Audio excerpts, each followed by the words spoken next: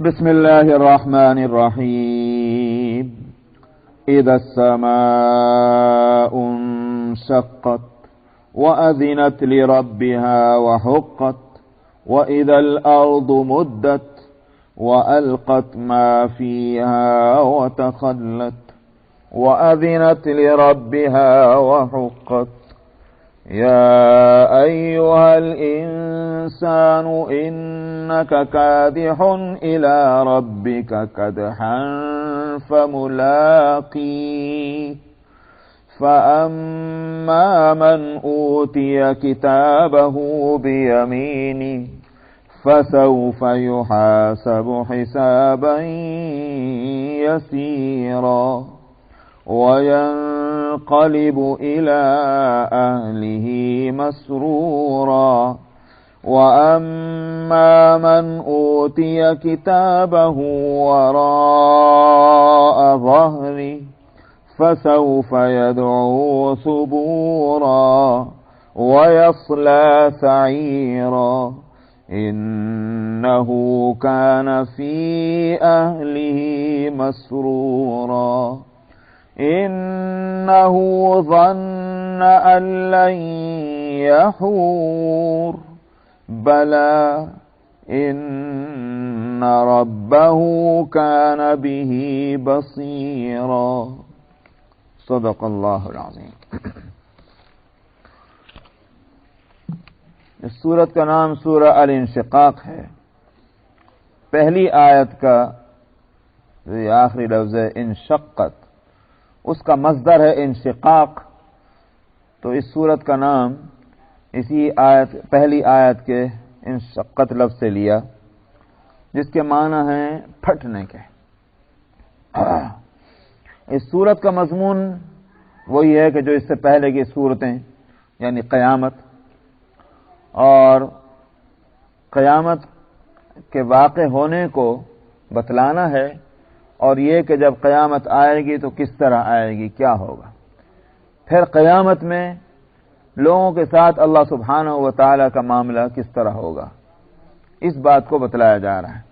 ساتھ میں قیامت کے یقینی ہونے کو بتلا رہے ہیں کہ جس طرح دنیا میں یہ چیزیں یقینی ہیں، مثلا شام ہوتی ہے، سورج غروب ہوتا ہے تو شفق نکلتی ہے۔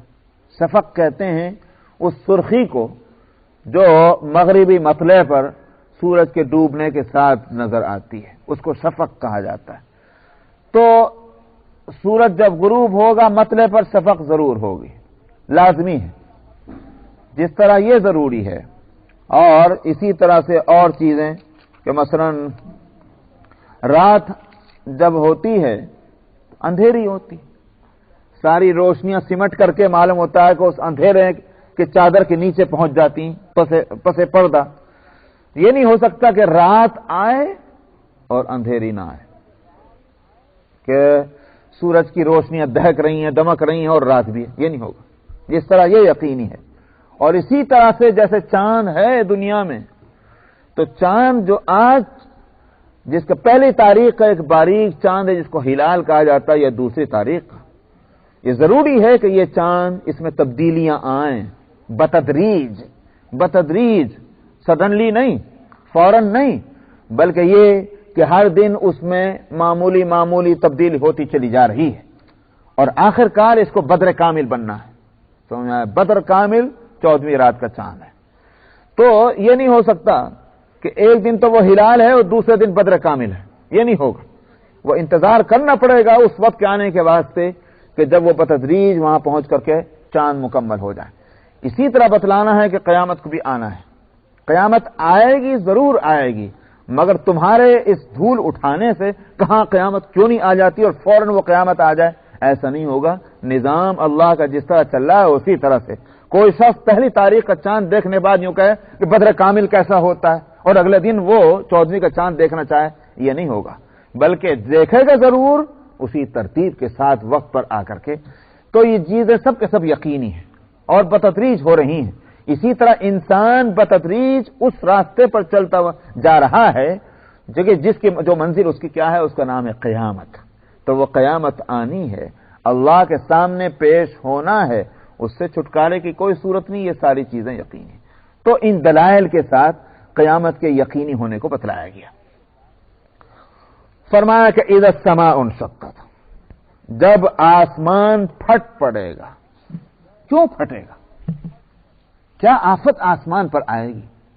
فرمایا کہ وَأَذِنَتْ لِرَبِّهَا، اس لیے کہ اللہ کا حکم آسمانوں کو اسی کا ہوگا، پھٹ جاؤ، آسمان پھٹ پڑیں گے۔ وَحُقَّتْ، اور حق ہے آسمانوں کے لیے کہ وہ اللہ کے حکم کی تعمیل کریں، یعنی جو ان کو حکم ملا ہے اس کے مطابق عمل کریں، اس کے مطابق وہ پھٹ جائیں۔ کسی کو جب مرنے کے لیے کہا جائے اس کے اختیار میں نہیں کہ وہ نہ مرے۔ اللہ کا جس طرح سے حکم آج جانداروں کے لیے یہ ہے کہ وہ مر جائے تو مر جاتا ہے، ایک وقت آئے گا کہ اس پوری کائنات کے لیے تباہی کا حکم ہوگا، اور وہ تباہ برباد ہوگی، روکنے والی کوئی چیز نہ ہوگی، نہ ان میں خود میں طاقت ہوگی کہ وہ اس تعمیل سے انکار کر دیں اور وہ نہ پھٹیں اور نہ ٹوٹیں۔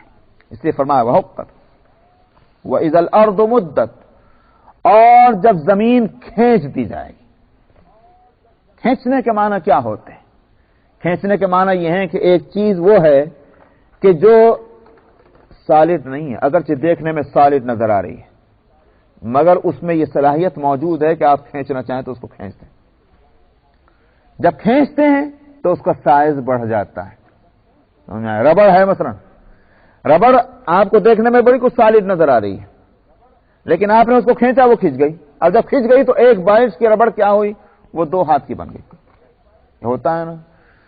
تو زمین سے بڑھ کر سالڈ اور کیا چیز ہوگی؟ لیکن اللہ سبحانہ و تعالی نے فرمایا کہ اس زمین کو حکم ملے گا کھنچ، اور وہ کھنچ جائے گی، اور جب کھنچ جائے گی تو اس کے اندر کی وہ سلوٹیں نکل جائیں گی۔ جو گڑھے ہیں وہ برابر، جو پہاڑ اور اونچائیاں ہیں وہ برابر، نہ اس میں گڑھے رہیں گے نہ اونچائیاں رہیں گی، وہ سب اس کا لیول برابر ہو جائے گا۔ جس طرح سے اس نمدے اور قالین کے اندر اور کارپیٹ کے اندر بل پڑ جائیں تو آپ کیا کرتے ہیں؟ ایک کنارہ ادھر سے پکڑتے ہیں، ایک کنارہ ادھر سے پکڑتے ہیں، کھینچ دیتے ہیں، وہ بل نکل جاتے ہیں۔ اللہ سبحانہ و تعالی اسی طرح سے زمین کے بل نکال دیں گے، اور زمین جو ہے وہ مسطح اور ایک لیول کی ہو جائے گی اور لمبی چوڑی۔ کیوں؟ اس واسطے کہ اولین اور آخرین کا حشر زمین پر ہونا ہے۔ آج اس وقت زمین پر سب کچھ آ جانا ہے، جو ہزاروں سال سے زمین پر تھے اور آج زیر زمین ہیں، ان سب کو حکم ملے گا تم زمین کے اوپر آ جاؤ، زمین کو اس کے لیے کشادہ کرنا ہے۔ تو فرمایا کہ وَإِذَا الْأَرْضُ مُدَّتْ، اور جب زمین کھینچ ڈالی جائے گی، اور اتنا ہی نہیں کھینچی جائے گی، وَأَلْقَتْ مَا فِيهَا وَتَخَلَّتْ، اور جو کچھ اس زمین کے اندر رہا ہے وہ سب نکال کے باہر ڈال دے گی، زمین خالی ہو جائے گی۔ سمجھ میں آیا؟ کس چیز کو نکال کے ڈال دے گی؟ قرآن عام، اس میں کوئی تخصیص نہیں کر رہا۔ یا تو یوں کہیے کہ جن خزانوں پر انسان مر مٹتا تھا، لڑائیاں ہوتی تھی، قتل و غارت گریاں ہوتی تھی، حکومتوں کے درمیان جنگیں ہوتی تھیں، وہ سارے خزانے اگل دے گی زمین، اور وہاں اس وقت کوئی نظر بھر کے دیکھنے والوں کا نہ ہوگا، کوئی قیمت ان خزانوں کی نہ ہوگی۔ یہ بھی ہے۔ اسی طرح سے زمین کے اندر انسان سب کے سب مدفون ہیں، چاہے ان کو دفن کیا گیا ہو، چاہے ان کو جلایا گیا ہو، یہ جس حال میں بھی وہ اس زمین کے اندر ہے، وہ سب کے سب باہر آ جائیں گے۔ اسی طرح سے اعمال کا جہاں تک معاملہ ہے، میں نے سورہ مطففین کے شروع میں بتایا تھا کہ کلا ان کتاب الفجار لفی سجین، میں نے بتایا تھا کہ جب مفسرین اور علماء کہہ رہے ہیں کہ وہ سجین جو ہے وہ احادیث کے مطابق وہ اسی زمین کے 7ویں طبقے کے اندر ہے، تو اعمال کو بھی اگل دیں۔ تو اعمال اور اسی طرح سے ابدان، اجسام جانداروں کے، اسی طرح سے سارے خزانے، فرمایا وَتَخَلَّتْ، اب زمین خالی ہو جائے گی، کچھ زمین کے نیچے نہ رہے گا۔ کیوں کرے گی ایسا؟ فرمایا کہ جیسے آسمان نے کیا، کیوں کیا تھا؟ اللہ نے حکم دیا تھا۔ اسی طرح یہ زمین کیوں کرے گی؟ اللہ نے حکم دیا۔ وَأَذِنَتْ لِرَبِّهَا، اس کے رب نے اس کو حکم دیا۔ وَحُقَّتْ، اور حق ہے اس زمین کے واسطے کہ وہ ویسا ہی کرے۔ کیوں؟ اس لیے کہ وہ اللہ کی مخلوق ہے۔ یہ سارے لفظ کیوں لائے جا رہے ہیں؟ وَحُقَّتْ، یہ وہ آسمانوں کے لیے بھی وہ حقت کا لفظ اور زمین کے لیے بھی وہ حقت کا لفظ. کیوں؟ ہم کو سنانے کے واسطے. یہ بھی اللہ کی مخلوق ہے جو تمہارے سروں کے اوپر ہے. یہ بھی اللہ کی مخلوق ہے جو تمہارے زمین کے تمہارے پیروں کے نیچے ہے. سمجھ میں آیا؟ تمہیں نعمتیں یا زمین سے مل رہی ہیں یا آسمان سے مل رہی ہیں. یہ اللہ کی مخلوق ہے. لیکن اللہ جب ان کو تباہ ہونے کے لیے حکم دے گا ان میں سے کوئی جو ہے وہ منہ موڑنے کو تیار نہیں ہوگا. لیکن اے انسان جو آسمان کے نیچے رہتا ہو, جو زمین کے اوپر رہتا ہو, جو آسمان کی نعمتوں سے جس کی زندگیاں جو ہیں بھری پڑی ہوں, زمین سے اگنے والی نعمتوں سے جس کی پرورش ہو رہی ہو, یہ انسان اس کی حالت یہ ہے کہ اللہ کے حکم پر چلنے کو تیار نہ ہو. سمجھ میں آیا؟ یہ ہے وہ حقت کے معنی کہ آسمانوں کو حق ہے کہ وہ اللہ کے حکم کی تعمیر کریں, زمین کے لیے ہے. مگر اے انسان تو کہاں ہے؟ کیا تیرا حق نہیں تھا؟ تیرے اوپر اللہ کا حق نہیں تھا کہ اللہ کا حکم تجھے ملے اور اس کی تعمیر کے لیے تو تیار ہو؟ اس لیے یہ وہ حقت دو جگہ لائے. فرمایا کہ یا ایھا الانسان, اے انسان تو بتدریج اپنے رب کی طرف چلا جا رہا ہے. وہ جو میں نے کہا تھا وہ آگے لفظ آ رہا ہے چاند کے واسطے, تو چونکہ وہ دلیل ہے اور یہاں ایک دعویٰ ہے, تو دعویٰ پہلے ہے, دلیل اس کے بعد میں آئے گی.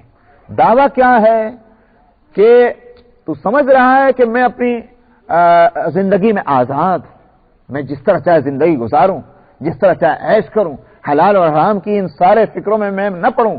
تو یہ سمجھ رہا ہے کوئی طرف پرسان حال نہیں, حالانکہ تیری زندگی رواں دواں کدھر ہے؟ تیرے رب کی طرف جانے کے لیے. وہ تو ادھر چلا جا رہا ہے. یا ایھا الانسان, اے انسان تو بتدریج چلا جا رہا ہے اپنے رب کی طرف. فملاقی, تجھے ملنا ہے اس سے جان چھوٹنے والی نہیں ہے, کہیں بھاگ کر نہیں جائے گا.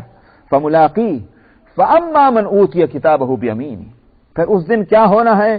اس دن وہ یہ ہونا ہے کہ جس کو اس کا اعمال نامہ, زندگی کا پورا ریکارڈ جو کچھ اس نے زندگی میں کیا ہے, وہ رجسٹر, وہ اگر اس کو دائیں ہاتھ میں دے دیا گیا, فسوف یحاسب حسابا یسیرا, اس کے ساتھ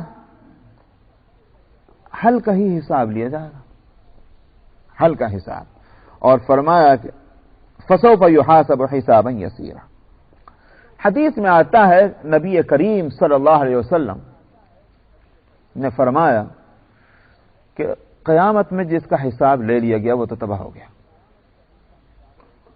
جس کا حساب لے لیا گیا وہ ہلاک ہوا.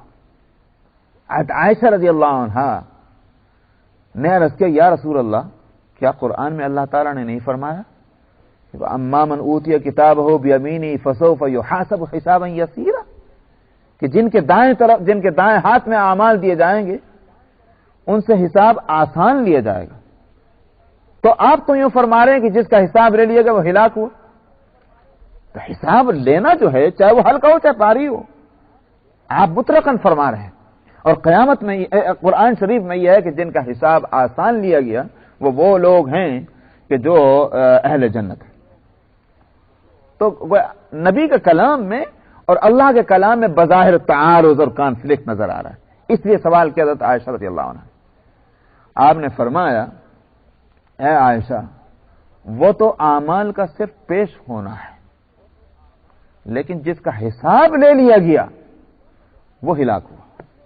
تو یہاں فسوف یحاسب حسابا یسیرا کے معنی کیا ہے کہ جس کو کہیے کہ وہ اللہ سبحانہ و تعالیٰ کے سامنے اعمال آئیں گے, اور یقیناً کوئی پرفیکٹ دنیا میں نہیں ہے, ان اعمال میں اچھے اعمال بھی ہوں گے اور کہیں نہ کہیں اس کے اندر کچھ کمزوریاں بھی ہوں گی.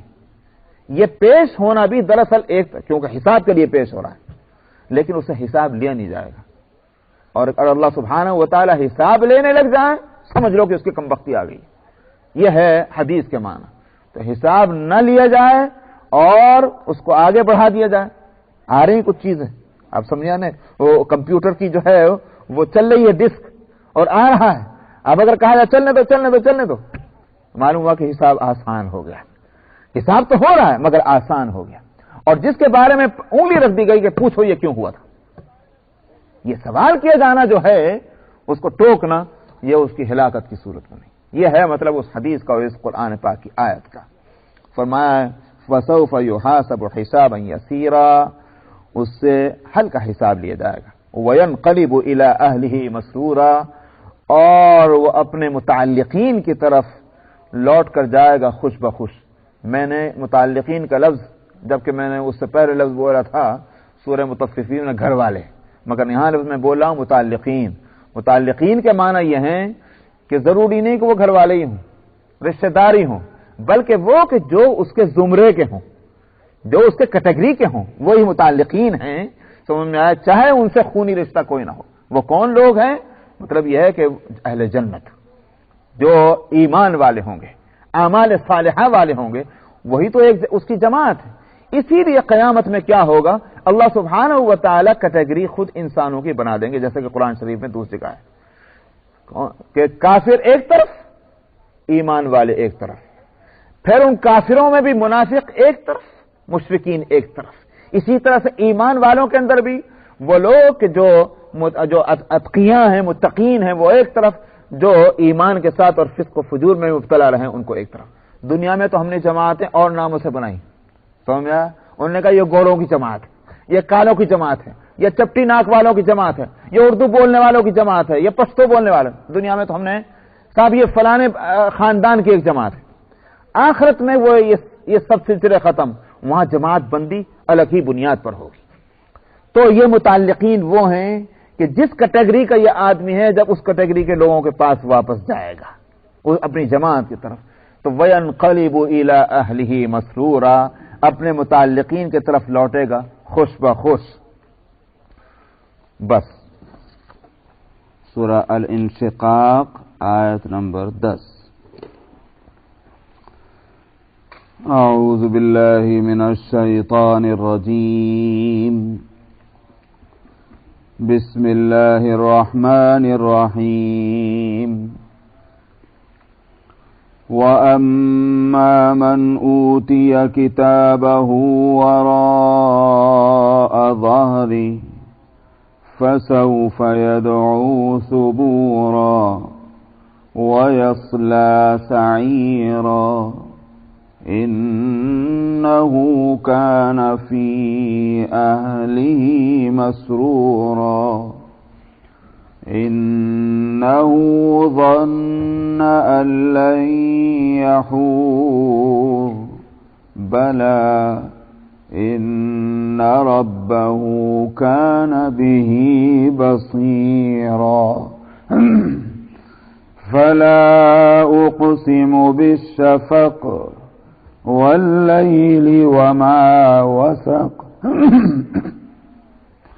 وَالْقَمَرِ إِذَا اتَّسَقَ لَتَرْكَبُنَّ طَبَقًا عَن طَبَقٍ فَمَا لَهُمْ لَا يُؤْمِنُونَ وَإِذَا قُرِئَ عَلَيْهِمُ الْقُرْآنُ لَا يَسْجُدُونَ بَلِ الَّذِينَ كَفَرُوا يُكَذِّبُونَ وَاللَّهُ أَعْلَمُ بِمَا يُوعُونَ فَبَشِّرْهُم بِعَذَابٍ أَلِيمٍ إِلَّا الَّذِينَ آمَنُوا وَعَمِلُوا الصَّالِحَاتِ لَهُمْ أَجْرٌ غَيْرُ مَمْنُونٍ. صدق اللہ العظیم. آیت سجدہ پڑھی گئی، ایک سجدہ کر لیں جب بھی موقع ہو.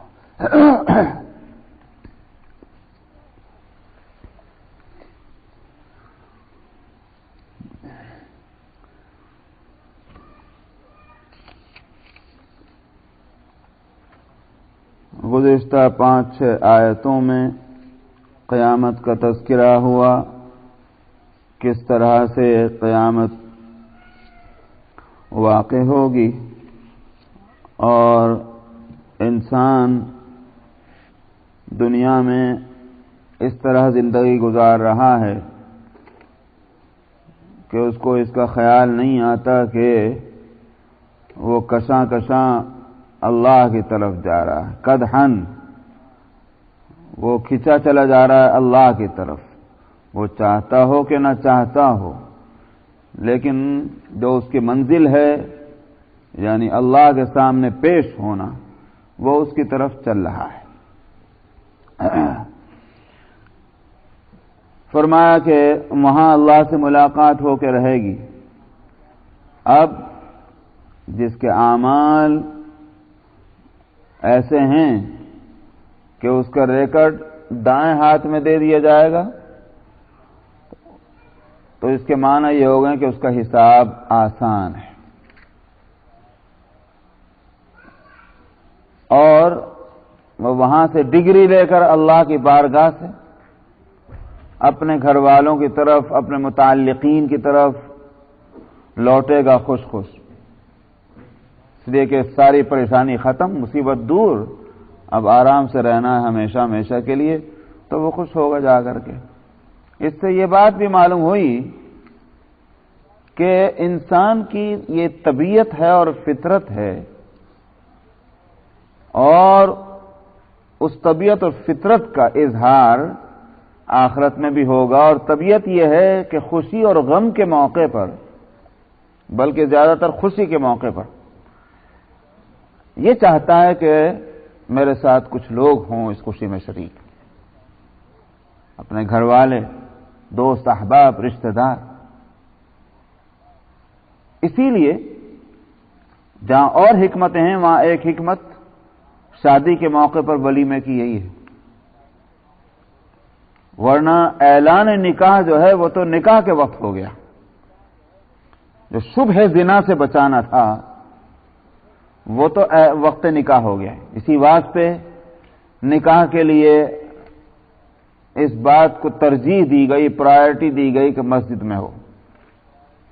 مسجد میں ہونے کی وجہ کیا ہے؟ تاکہ جو محلے کے لوگ ہیں وہ وہاں موجود ہوں گے، بلاؤ کہ نہ بلاؤ، وہ تو نماز کے لیے وہاں موجود ہیں۔ ان کے سامنے جب نکاح ہوگا تو محلے کے لوگوں کو کم سے کم یہ بات معلوم ہوئی کہ فلانا لڑکا اور فلانی لڑکی جو ہے ان کا تعلق شریعت کے مطابق ہوا ہے۔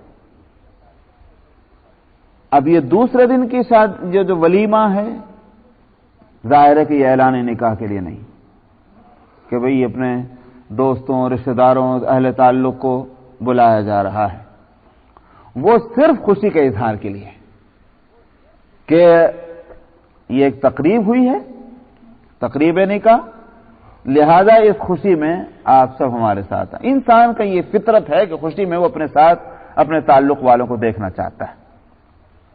آخرت میں یہی ہوگا کہ جب اسے ڈگری مل جائے گی کامیاب، اب وہ خوش ہو کر کے اپنے تعلق والوں کو جا کر اطلاع دے گا کہ میں کامیاب ہو گیا، تو وَيَنْقَلِبُ إِلَىٰ أَهْلِهِ مَسْرُورًا۔ وَأَمَّا مَنْ أُوتِيَ كِتَابَهُ وَرَاءَ ظَهْرِهِ، فرمایا اور جن لوگوں کو اعمال نامہ ان کے پیٹھ پیچھے سے دیا جائے گا، سامنے سے نہیں، پیٹھ کے پیچھے سے، اور کس ہاتھ میں ملے گا؟ اس لیے کہ وہ اچھے اعمال کے لیے تو اوپر کہا جا چکا دائیں ہاتھ میں ملے گا۔ سورہ الحاقہ میں گزر چکا ہے کہ اما من اوتی کتابہ بشمالی، وہاں بائیں ہاتھ کی بات ہے، تو اس کے معنی یہ ہو گئے کہ پیچھے کی طرف سے دیا جائے گا اور بائیں ہاتھ میں دیا جائے گا۔ تو اس سے ایک نقطہ یہ بھی معلوم ہوا کہ اسلام کا مزاج کہ وہ بائیں ہاتھ کے مقابلے میں دائیں ہاتھ کو جو ہے وہ فضیلت دیتا ہے، کے مقابلے میں داہنے پیر کو فضیلت دیتا ہے۔ اسی واسطے آپ وضو کرتے ہیں تو آپ پہلے دائیں ہاتھ دھوئیں گے پھر بائیں دھوئیں گے، تو جس کو فضیلت ہے اس کو مقدم کیا گیا۔ داخل ہوتے ہیں تو پہلے دائیں پیر اندر داخل کیجئے، اور جب نکلتے ہیں تو بائیں پیر پہلے نکالیے، تو اس سے دانے اور بائیں میں ایک کو فضیلت معلوم ہوئی اور دوسرے کو جو ہے وہ اس کے مقابلے میں کم درجہ ہونا معلوم ہوا۔ قیامت میں یہ اعمال نامے کس طرح ملیں گے، اور یہ پیٹھ کے پیچھے سے اور بائیں ہاتھ میں کیوں دیا جا رہا ہے، سامنے سے کیوں نہیں؟ اس میں دو باتیں ہیں۔ ایک تو یہ کہ فرشتے لا کر دیں گے، اور دوسری بات یہ جو حدیث سے معلوم ہوتی ہے وہ یہ کہ جب سب لوگ جمع ہو جائیں گے محشر میں تو عرش کے نیچے سے ایک ہوا چلے گی، اور وہ ہوا جو ہے وہ لوگوں کے اعمال نامے اڑا کے لے کے چلے گی، اور جس کا اعمال نامہ ہوگا وہ اسی کو دے گی، اور جیسا اعمال نامہ ہوگا اسی طرح ملے گا۔ اچھا عمل ہے دائیں ہاتھ میں اور غلط تھا تو بائیں ہاتھ میں۔ تو یہ حدیث سے معلوم ہوتا ہے ہوا کا کرشمہ، اور دوسرے روایتوں سے معلوم ہوتا ہے کہ فرشتے دیں گے۔ ایسا لگتا ہے کہ یہ تو یوں کہیے کہ بھئی ہواؤں کے چلانے پر، بارش کے برسانے پر آخر فرشتے اللہ نے مقرر کیے ہیں، تو اس ہوا کو بھی چلانے پر اللہ تعالیٰ فرشتے مقرر کریں گے، یہ تو یہ بات ہے۔ یا پھر یہ ہے کہ لائیں گی ہوائیں ان اعمال ناموں کو، ہوا سے لے کر ہر ایک کا اعمال نامہ وہ فرشتے دیں گے۔ اور ہو سکتا ہے دماغ میں یہ بات آتی ہے، اللہ سبحانہ و تعالی اس وقت کہیں کتاب میں ملا نہیں ہے، لیکن ایسا لگتا ہے کہ اس وقت اللہ سبحانہ و تعالی انہی فرشتوں کو مقرر کر دیں اعمال نامہ دینے کے لیے ہواؤں سے لے کر کہ جو دنیا میں اعمال نامہ مرتب کرنے والے تھے۔ نیک عمل مرتب کرنے والے کہاں ہوتے ہیں؟ دائیں طرف۔ سمجھ میں آیا؟ جیسا کہ حدیث میں ہے کہ اچھے عمل مرتب کرنے والے فرشتہ دائیں طرف ہے اور برے اعمال لکھنے والا فرشتہ بائیں طرف، کرامن کاتبین۔ تو اچھے عمل اس نے لکھے، دائیں طرف بیٹھ کر لکھے ہر انسان کے، اس کو معلوم ہے، لہذا وہ قیامت میں اس کا اعمال نامہ لا کر اس کو دائیں ہاتھ میں دے دے گا، اور جس نے برے اعمال لکھے ہیں اس کا ریکارڈ زیادہ مکمل ہو گیا، زیادہ اس میں سب کچھ موجود ہے، اور خالی ہے وہ اس کا نیک اعمال نامہ، وہ خالی ہے، اس میں کچھ نہیں لکھا ہوا۔ تو اس کا مطلب یہ ہے کہ باری آ گئی، نمبر آ گیا اس فرشتے کا کہ جس نے برائیاں لکھے، تو لے جا کے دے دے بھائی۔ بظاہر ایسا ہو سکتا ہے کہ ایسا ہو، واللہ اعلم۔ کیا صاحب، لیکن یہ پیٹھ کے پیچھے سے کیوں لا کے دیا جائے گا؟ اس پہ مفسرین کہتے ہیں اظہار نفرت کے واسطے، یعنی اس کے سامنے آ کر اس کی صورت دیکھنے کو بھی روادار نہیں ہوں گے کہ لے تو اپنا اعمال نامہ پیچھے سے لا کر دے دیں گے، بائیں ہاتھ میں پکڑا دیں گے، تو اس قابل بھی نہیں کہ تیرے سامنے آ کر تجھے اعمال نامہ دیا جائے۔ وراء ظہری، اس وقت فسوف یدعو ثبورا، اس وقت وہ موت کو پکارے گا کہ ہائے میری موت آ جائے، میں ختم ہو جاؤں، ناپید ہو جاؤں، یہ تو بڑی مصیبت کا وقت ہے۔ اس وقت اللہ تعالیٰ فرماتے ہیں کہ وَيَصْلَىٰ سَعِيرًا، موت نہیں آئے گی، جس بات سے وہ گھبرانے کے لیے موت کو پکارے گا معاملہ وہی ہوگا، جہنم میں چھوڑ دیا جائے گا، جہنم میں وہ داخل ہوگا۔ إِنَّهُ كَانَ فِي أَهْلِهِ مَسْرُورًا، اس کی جو عیب اس کا بتلایا گیا، جو خرابی بتلائی گئی وہ عجیب ہے، اور وہ یہ کہ یہ دنیا میں اپنے گھر والوں میں بڑا خوش بخوش تھا، مگن تھا، یہ عیب بتلایا گیا۔ کیا مطلب؟ خوش ہونا کوئی بری بات ہے؟ نہیں، یہ مطلب نہیں۔ حاصل یہ ہے کہ حلال اور حرام کی کوئی تمیز نہیں تھی، اپنے گھر والوں کو، اپنی اولاد کو، بیوی بچوں کو، ان کی خواہشات پوری کرنے میں مگن تھا، وہ حلال طریقے سے پوری ہوتی ہو یا حرام طریقے سے پوری ہوتی ہو، ان کی خواہش پوری کرنے میں اللہ راضی ہوتے ہیں کوئی ناراض ہوتے ہیں، کوئی اس کا خیال نہیں تھا میرے بیوی بچے کسی طرح سے خوش رہیں۔ یہ ہے وہ چیز جو جرم بن رہی ہے۔ تو نے دنیا میں مگن رہ کر اپنی زندگی گزاری تو آخرت میں دکھ اٹھا، انہوں نے آخرت میں دنیا میں دکھ اٹھایا تھا، بیوی بچوں کو آرام ضرور پہنچانے کی کوشش کی تھی، مگر اس سے بڑھ کر جو ہے وہ اللہ کو راضی کرنے کی فکر تھی۔ اسی لیے دوسری جگہ فرمایا گیا یہ اپنے بال بچوں میں بھی رہ کر اللہ سے ڈرا کرتا تھا، سمجھا؟ اللہ سے ڈرتا تھا، خوف خدا وہاں بھی موجود ہے، اس لیے اسی حد تک ان کی دیکھ ریکھ کرنی جب تک اللہ راضی رہے، اور جہاں یہ معاملہ آ گیا کہ بھئی اللہ ناراض ہیں، وہاں خدا حافظ، یہ مجھ سے نہیں ہو سکتا۔ تو انبیاء علیہ السلام اور صحابہ اور سارے بزرگوں کو جن کو اللہ کے یہاں رتبہ بلند ملا اور ملے گا، ان کی شان یہی ہے، یہ نہیں کہ ان کے دل جو ہے وہ سین پتھر کے ہیں، دل نرم، مگر یہ کہ محبتیں اپنی اپنی جگہ پر ہیں، مکس اپ نہیں ہے۔ ہم دنیا میں اللہ کی محبت اور بندوں کی محبت کو مکس اپ کرتے ہیں، بندوں کی آپس کی محبت کو مکس اپ نہیں کرتے۔ جو بیوی کے ساتھ محبت ہونی وہ بیوی کے ساتھ رہتی ہے، اور جو بیٹی کے ساتھ ہونی وہ بیٹی کے ساتھ رہتی ہے، اسے مکس اپ نہیں کرتے۔ سمجھ میں آیا؟ کوئی نہیں کرتا اس کو، اگر کرے تو کہیں گے دیوانہ ہے، پاگل ہے۔ مگر جہاں اللہ کی محبت کا معاملہ آتا ہے اور بندوں کی محبت، وہاں مکس اپ کر دیتے ہیں۔ کیا مطلب؟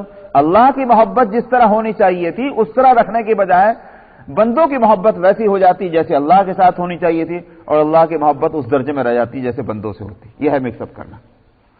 تو اس نے جرم کیا ہے دنیا کے اندر، اس واسطے تو فرمایا کہ وہ اس کا قصور یہ ہے کہ یہ دنیا میں مگن تھا اپنے اہل و عیال میں، یہاں اس کو تکلیف اٹھانی پڑے گی، اور انہوں نے احتیاط برتی تھی، اس کے لیے وہاں لفظ آیا کہ وَيَنْقَلِبُ إِلَىٰ أَهْلِهِ مَسْرُورًا، وہ اپنے گھر والوں کی طرف خوشی خوشی لوٹے گا، اس کو وہاں کی خوشیاں نصیب ہوں گی۔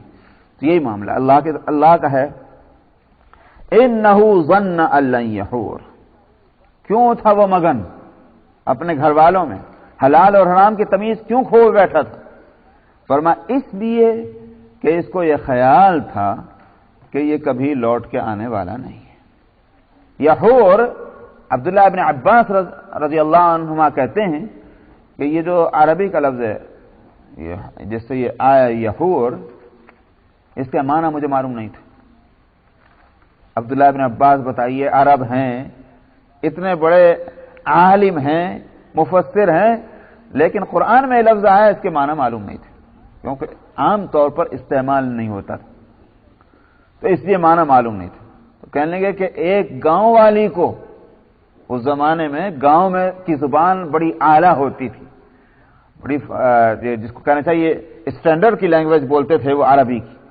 تو ایک گاؤں والی کو میں نے دیکھا کہ وہ اپنی بیٹی کو پکار رہی، ہوری ہوری، تب اس کو مجھے معلوم ہوا کہ اچھا اس کے معنی لوٹنے کے ہیں۔ اِنَّهُ ظَنَّ أَن لَّن يَحُورَ، اس لیے کہ اس کو یہ خیال تھا کہ یہ ہرگز لوٹ کے آنے والا نہیں۔ فرمایا بلا، کیوں نہیں؟ کیوں لوٹ کے نہیں آئے گا؟ إِنَّ رَبَّهُ كَانَ بِهِ بَصِيرًا، اس کا رب اس کو خوب دیکھنے والا تھا۔ کیا مطلب؟ مطلب یہ ہے کہ اللہ کو یہ بات معلوم تھی کہ اس ماں کے پیٹ میں اس کا وجود بنا، کب یہ ماں کے پیٹ سے باہر آیا، کب اس کا بچپن گزرا اور کس حالت میں گزرا، کیسے اس نے جوانی گزاری، کیسے اس نے بڑھاپا گزارا، کس طرح اس کی موت آئی، اور کیا کیا زندگی میں اس نے کیا، اللہ اس کو خوب جانتے ہیں۔ تب اس صورت میں یہ کیسی اندھیر نگری ہوتی کہ جس نے زندگی اچھی طرح گزاری وہ بھی وہیں ختم، اور جس نے بری طرح گزاری وہ بھی وہیں ختم۔ یہ تو بڑی زیادتی کی بات ہے۔ نقصان میں رہتے وہ لوگ کہ جنہوں نے اللہ گویا نیک عمل کیے ہیں، نیک عمل کرنے میں محنتیں اٹھائیں، اپنی خواہشات کو قربان کیا۔ اگر وہ دنیا یوں ہی ختم ہو جائے، اچھے بھی ختم برے بھی ختم، تو نقصان میں کون رہا؟ ظاہر ہے کہ جس نے نیکیاں کی وہ نقصان میں رہا، اور فائدے میں وہ رہا کہ جس نے بدماشیاں کی۔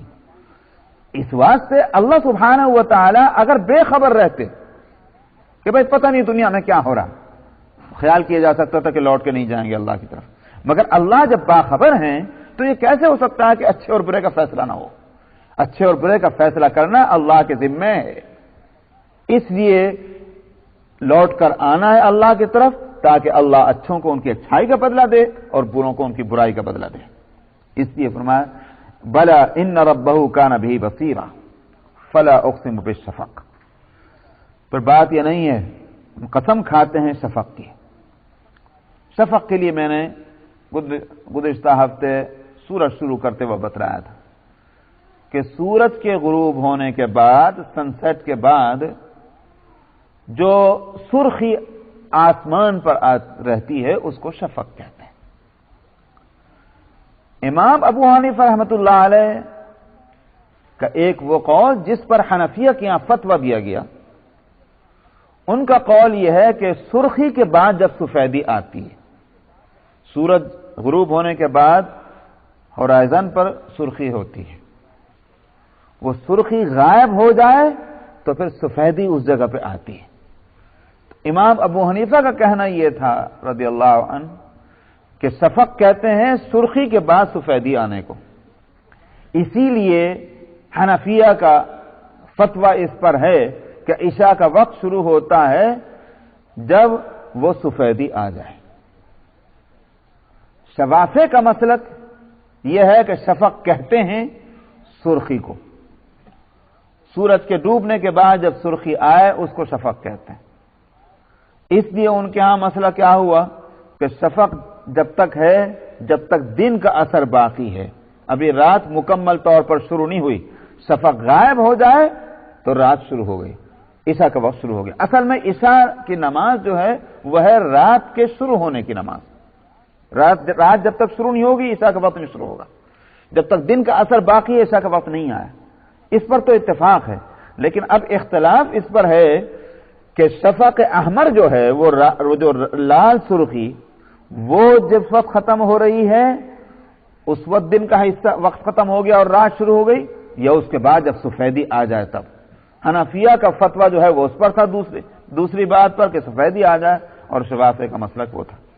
مگر یہ کہ امام ابو یوسف امام محمد بھی شوافع کی رائے سے اتفاق کرتے ہیں، اس لیے یہ ہے کہ اگرچہ فتویٰ امام حنفیہ کا اس پر ہے جو میں نے بتایا کہ سفیدی آ جانے پر، لیکن یہ کہ اگر حالات اور ایسے ہوں کہ وہ شوافع کا مسلک لینا ہو اور صاحبین کی رائے کو قبول کیا جائے تو چونکہ اجتہادی صورت ہے اس واسطے وہ ناجائز نہیں ہوگا، وہ حرام نہیں ہوگا، اگرچہ احتیاط اسی میں ہے۔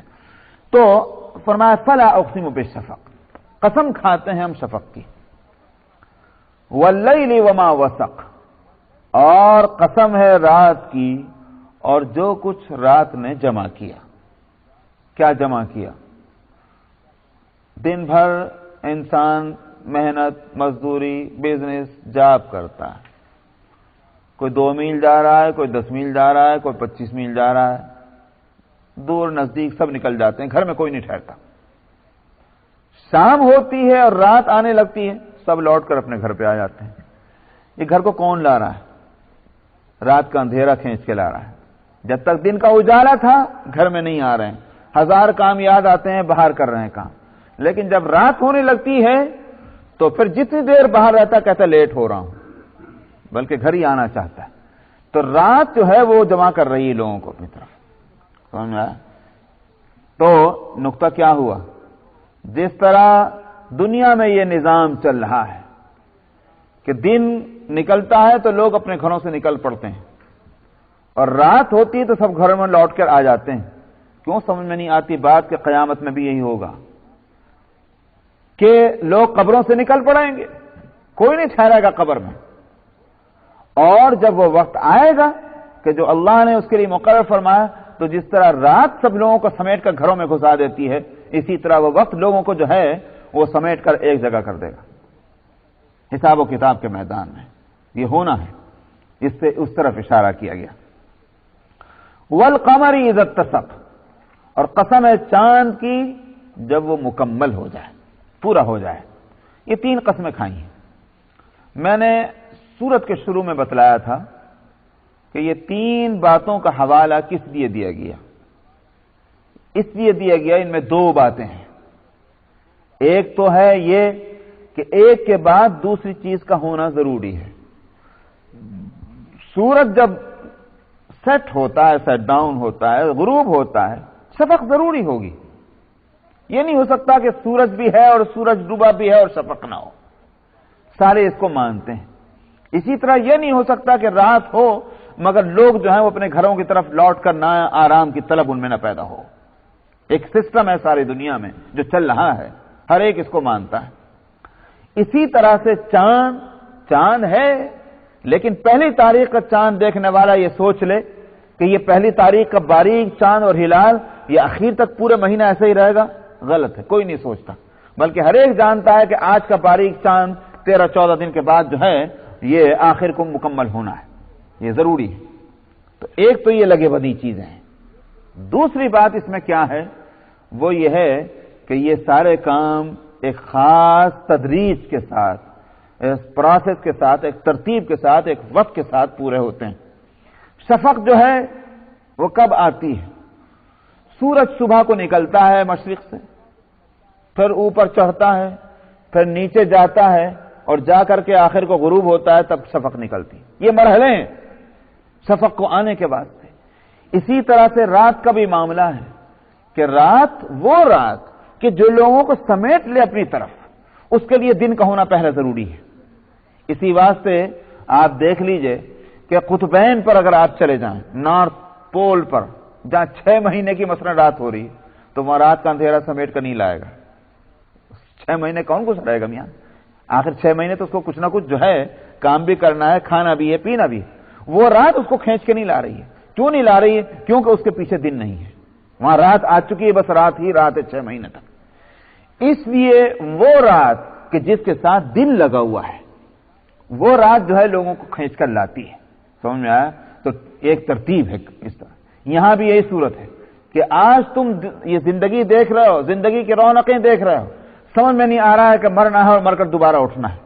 لیکن جس طرح سے دن کے اجالا یہ بتلائے گا کہ رات آنی ہے اور رات کی اندھیریاں لوگوں کو سمیٹتی ہیں، اسی طرح اس وقت بھی تم کو سمجھ لینا چاہیے کہ وہ وقت آنا ہے قیامت کا. چاند کے تعلق سے بھی یہی ہے کہ آج 1 تاریخ کا چاند دیکھ کر کل کو جو ہے 14ویں رات کا چاند نظر نہیں آتا. 13 دن گزرنے ہیں، تھوڑا تھوڑا کر کے بڑھتا ہے. اسی طرح انسان کو بتانا یہ ہے، یوں کہیے کہ وہ جو لفظ آیا تھا یا ایھا الانسان انک کادح الی ربک، اے انسان تو بتدریج اپنے رب کی طرف چلا جا رہا ہے. اسی بات کو بتلانے کے لیے یہ 3 چیزوں کو حوالے میں بطور دلیل کے پیش کیا گیا. اس لیے فرمایا لترکبن طبقا عن طبق، فرمایا تم چڑھے چلے جا رہے ہو درجہ بدرجہ، ایک درجے سے دوسرے درجے پر. کس طرح؟ پوری صورت میں گھما پھرا کر اسی ایک بات کو کہا جا رہا ہے، اور وہ یہ کہ ماں کے پیٹ میں تھا، یہ ایک مرحلہ تھا. دوسرا مرحلہ کیا آیا؟ ماں کے پیٹ سے باہر آ گیا. بچہ اگر اندر یہ چاہے کہ میں تو نکلتا ہی نہیں، مجھے تو ماں کا پیٹ ہی پیارا ہے، نہیں ہو سکتا. اس کو باہر آنا ہے. باہر آنے کے بعد اس کے جو بچپن کا نظام ہے وہ اس کے چاہنے سے نہیں بلکہ اللہ کے فیصلے سے وہ چل رہا ہے. وہ وقت گزر رہا ہے، بچپن سے جوانی کی طرف جا رہا ہے. کوئی بچہ یہ سوچے ارے یہ بچپن تو بڑی شاہی زندگی ہے، سمجھ میں آیا، بڑا بادشاہ حکومت کرنے کا وقت ہے، ابا پہ بھی حکومت، اماں پہ بھی حکومت، اور بہن بھائیوں پہ بھی حکومت. نہیں، بچپن میرا ختم نہیں ہونا چاہیے، جوانی تو مصیبت کی ہے، بچپن ہی رہنا نہیں ہوگا.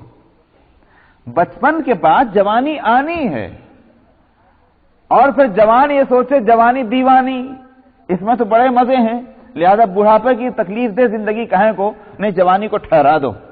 نہیں ٹھہرنے والی. بڑھاپا آتا ہے اور بڑھاپا اپنی کمزوریوں کو ساتھ آتا ہے، بس اپنی محتاجیاں لے کر آتا ہے ساتھ میں. یہ ساری چیزیں جس طرح سے یہ دنیا کی زندگی طبقاً عن طبق چل رہی ہے، ایک مرحلے سے دوسرے مرحلے تک، ایک لیول سے دوسرے لیول تک جا رہی ہے. اور میں کہ تم کیوں نہیں سوچتے آگے بھی کچھ اور لیول ہیں، اس پہ جانا ہی پڑے گا. جس طرح یہ تمہارے اختیار میں نہیں ان میں سے کوئی ایک لیول پر رک جانا، آگے رکنا تمہارے اختیار میں کیسے؟ وہ آگے جانا ہے.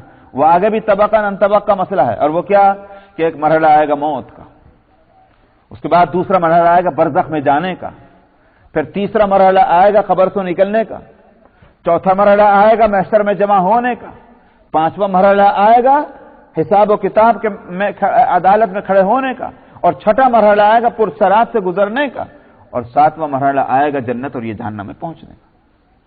یہ انسان کی زندگی ہے جو طبقاً عن طبق چلی جا رہی ہے. طبق کہتے ہیں ایک سپاٹ چیز ایک کے اوپر ایک جس طرح سے رکھ دی جائے، اس کو کہتے ہیں طبقاً عن طبق. تو یہاں اس بات کو بتلایا گیا لَتَرْكَبُنَّ طَبَقًا عَنْ طَبَقٍ فَمَا لَهُمْ لَا يُؤْمِنُونَ. کیا ہو گیا ان کو